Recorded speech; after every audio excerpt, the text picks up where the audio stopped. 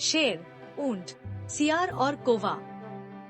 किसी वन में मदोदकट नाम का सिंह निवास करता था। बाघ, कौवा और सियार ये तीन उसके नौकर थे।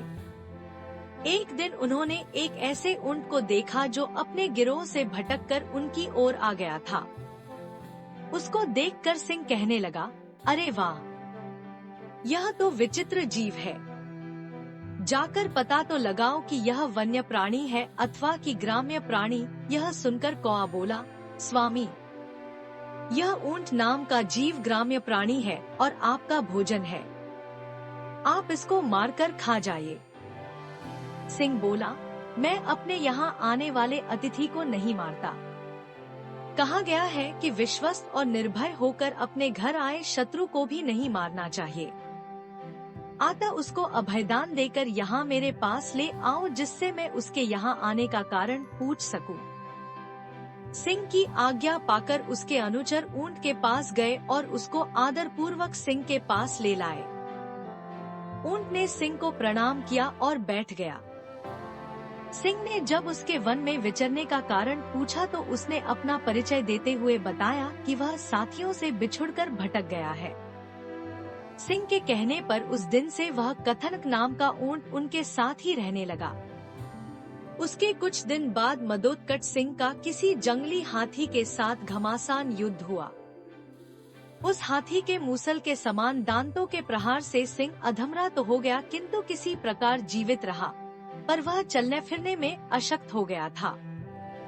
उसके अशक्त हो जाने से कौवे आदि उसके नौकर भूखे रहने लगे। क्योंकि सिंह जब शिकार करता था तो उसके नौकरों को उसमें से भोजन मिला करता था। अब सिंह शिकार करने में असमर्थ था। उनकी दुर्दशा देखकर सिंह बोला, किसी ऐसे जीव की खोज करो कि जिसको मैं इस अवस्था में भी मारकर तुम लोगों के भोजन की व्यवस्था कर सकूं। सिंह की आज्ञा पाकर वे चारों प्राणी हर तरफ शिकार की तलाश में घूमने निकले। जब कहीं कुछ नहीं मिला तो कौवे और सियार ने परस्पर मिलकर सलाह की। श्रीगाल बोला, मित्र कौवे, इधर उधर भटकने से क्या लाभ? क्यों न इस कथन को मारकर उसका ही भोजन किया जाए।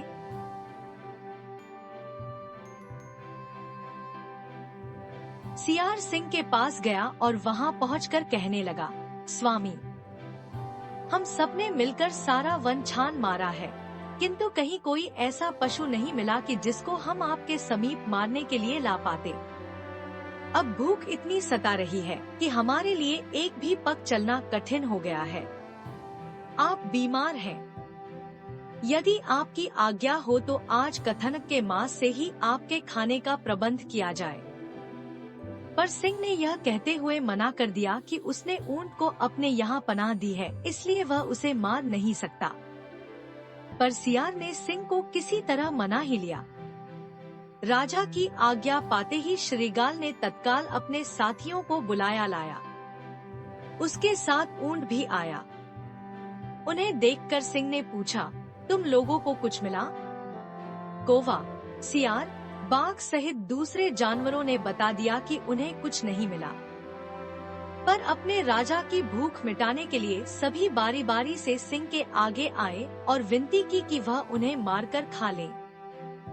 पर सियार हर किसी में कुछ न कुछ खामी बता देता ताकि सिंह उन्हें न मार सके। अंत में ऊंट की बारी आई। बेचारे सीधे साधे कथन ऊंट ने जब यह देखा कि सभी सेवक अपनी जान देने की विनती कर रहे हैं, तो वह भी पीछे नहीं रहा।